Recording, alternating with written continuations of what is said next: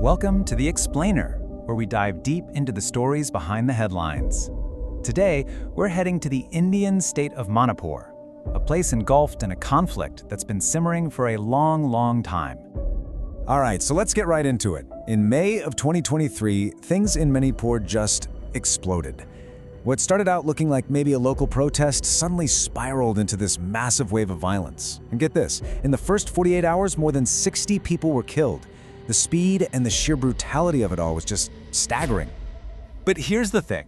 Calling this a sudden event, that completely misses the point. This wasn't just about one protest march. No way. This is the culmination of some really deep-seated historical grievances, fierce battles over land, and this incredibly complex web of ethnic identity. So to really get what's happening today, we've got to peel back the layers and look at the history. Okay, so first up, the fire this time. Let's break down exactly what went down on that day, May 3rd, 2023. So what was the spark? It all kicked off with something called a Tribal Solidarity March.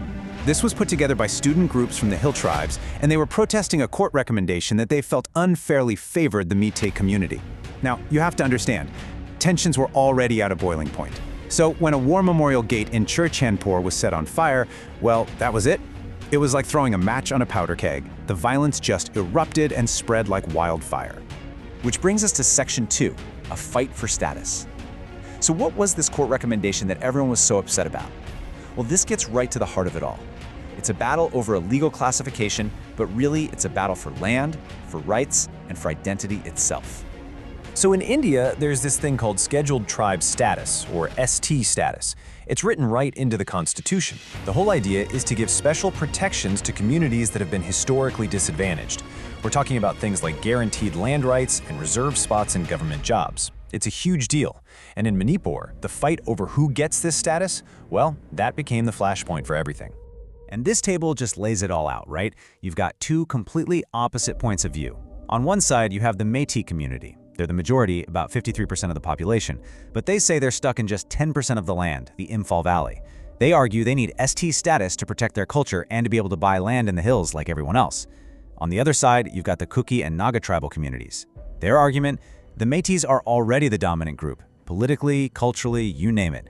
They fear that if Meiteis get ST status, they'll just come in and buy up all the protected tribal land in the hills, effectively wiping them out. Two sides with zero common ground. And this chart right here, it really drives that Meitei argument home. It's what they call the Manipur paradox. Look at it. Over half the population crammed into just 10% of the land. It's a powerful visual, and this single grievance has been a pressure cooker in Manipur's politics for decades. So, Section 3, a history of division. And this begs the question, right? How did things get so divided in the first place? Well, to answer that, we have to go back and see how British colonial policies and then later Indian laws essentially drew these lines on the map that became deep fault lines in their society. If you look at Manipur's history, it's just been one major upheaval after another. You have a devastating Burmese invasion called the 7 Years of Devastation. Then the British step in. Then, in 1949, a really controversial merger with India. Every single one of these moments left scars and completely reshaped the political landscape, especially the laws that followed. You know, the British had a pretty standard playbook: divide and rule. And in Manipur, that's exactly what they did. They focused all their attention on the valley. That's where the Meiteis lived, and it was economically important. The hills, where the various tribes lived, they were pretty much left alone. This policy effectively split Manipur into two different worlds. And here's the absolute kicker. After independence, you'd think this division might be fixed, right? Nope. It was actually baked right into Indian law. The Land Reform Act of 1960 made it official. It legally prevented Meiteis from buying land in the hills, while folks from the hills could buy land in the valley. This one law cemented the geographic and ethnic divide that is at the heart of the conflict today.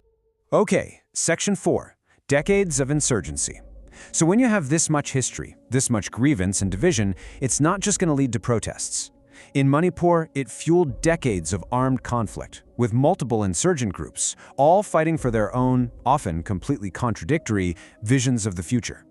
First, you had the Meitei insurgent groups. For many of them, the 1949 merger with India was never legitimate. They saw it as an illegal annexation of their sovereign kingdom.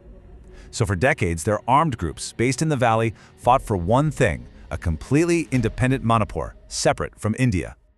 But at the very same time, Up in the hills, the Naga tribes had a totally different idea. Their dream was a greater Nagaland, a sovereign nation that would unite all Naga people. The thing is, this would mean carving out huge chunks of Manipur's hill districts. So their goal was in direct conflict with the Meitei vision of a unified Manipur.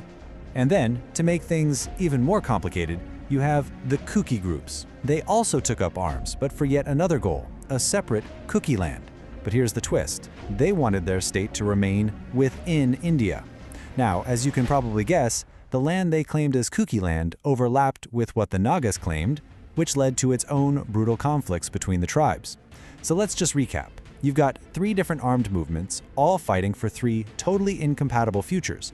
It's an absolute mess. And all of that, the history, the division, the weapons, the deep, deep mistrust, it all brings us to our final section, a state divided. This is how all those factors came crashing together in 2023, leading to a complete and total collapse of law and order. So what happens when a state under this much pressure finally breaks? Well, what we saw was a catastrophic failure of the government itself. The police force, the one institution that's supposed to maintain order, it literally split apart along ethnic lines. Kuki cops went to Kuki areas, Meitei cops went to Meitei areas. The state wasn't a referee anymore. Its players had picked a side.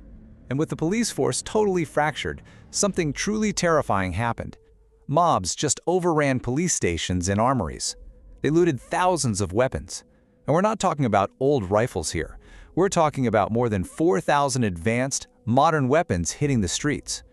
There are even allegations that some police just handed the weapons over to mobs from their own community. So let's be clear about what this means. This wasn't a riot anymore, not even close. When you have a divided police force, thousands of military-grade weapons floating around, and zero trust between anyone, you have a civil war. Manipur was, for all intents and purposes, partitioned. It became a state of 2 warring, fortified groups. Which leaves us with one final, incredibly difficult question. When the police, the people, and the politicians are all split down the exact same ethnic lines, who can possibly rebuild the trust needed for peace? Where do you even start? When trust itself is the first casualty, who can be the peacemaker? For the people of Manipur, finding an answer to that isn't just a political problem. It is, quite literally, a matter of survival.